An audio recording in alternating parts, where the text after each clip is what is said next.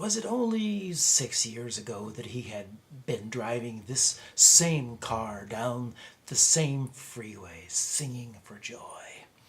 That sparkling June morning in 1954, he drove to Los Angeles General to pick up his wife and newborn daughter.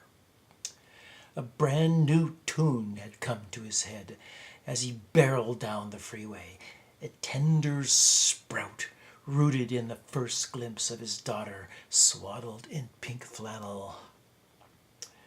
Then the possibilities had seemed limitless. The freeway had led to the sky. That happy day, he had driven to the hospital, thoughts drifting to planning Cece's christening, thinking how he'd debut the song, gathering a combo of musician friends. He had thought he might arrange the melody as a jazz fugue, segueing into Amazing Grace and St. Cecilia's hymn. He imagined Ma, Aunt Pilar, the Connemara cousins, and their friends gathered into the pews in their pride and finery, their church veils and Sunday hats, their suits and ties ranging from Irish drab to Latino bright. Then there'd be the party, Pilar's tamales and Ma's beef pasties, the centerpiece of a feast like no other. And such music! The staid linoleum floors of some parish hall would rattle with Irish and Mexican dances, reels, jigs, the meringue, and the cha-cha-cha. But it wasn't to be. Not ever. Soon after, Dora had put her foot down. Hard. No christening. No first communion, no catechism, and no confirmation. Nothing to do with the church. Not ever. Why, he begged. Why? When he prodded, Dora clammed up, storming out of the apartment, all the while the newborn Cece screaming in the bassinet. When Dora had returned, Barry handed her the baby, all repentance. That is when she made him promise nothing in a church, not ever again, especially not for their daughter. 6 years later, he was still of two minds about it, bouncing from one to the other with nimble agnosticism. Now, with Ma having been so ill, it all swam before him again as he waited in traffic limbo, pondering his predicament. In the more Catholic of his two minds echoed Ma's teaching, her Irish fairy lore mingled with his parochial school education, the sorrowful, luminous, glorious mysteries Ma believed without questioning. Everything Dora scoffed at. Ma more than believed. She lived and breathed, staunch as a cardinal and yet soft as Irish moss. In the sterner of Barry's minds, his father's cynicism resounded. Barry had inherited more than his dad's love of whiskey. New York City Police Detective Frank Sullivan had always insisted, fact, not fancy, my boys, gets the job done. Detective Sullivan met life square in the face. Pulled no punches, letting whiskey cure the wounds it dealt him.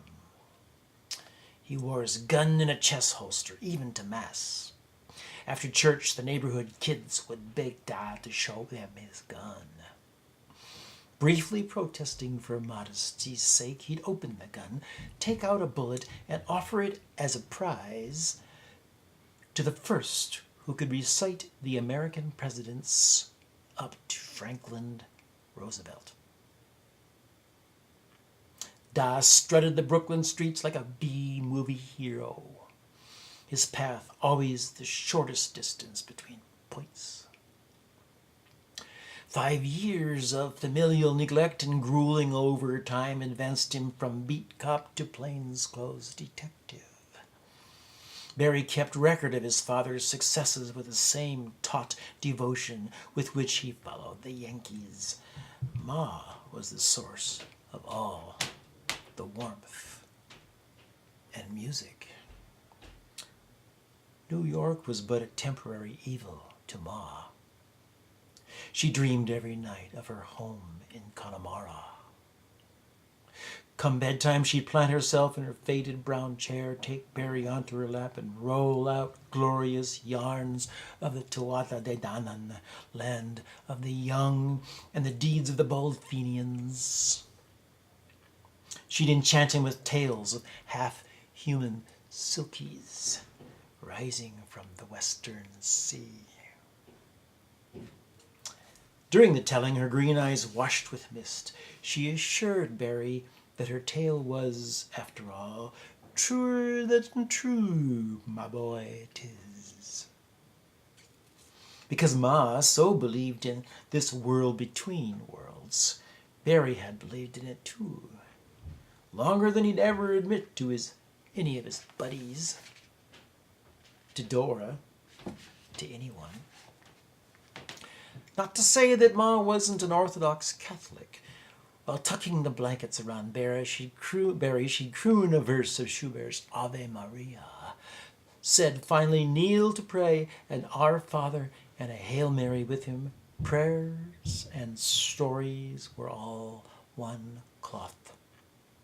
Barry hardly differentiated one thread of thistledown from another. The magic of Ma's words, the lilt of her accent, shed stardust over everything. Their young lives were so charmed that little Barry was sure there wasn't a kid in all Brooklyn that didn't wish he were a Sullivan. So it remained for them until one spring cleaning day, when Barry was but 7, and the Sullivan magic ended with a bucket of mop water.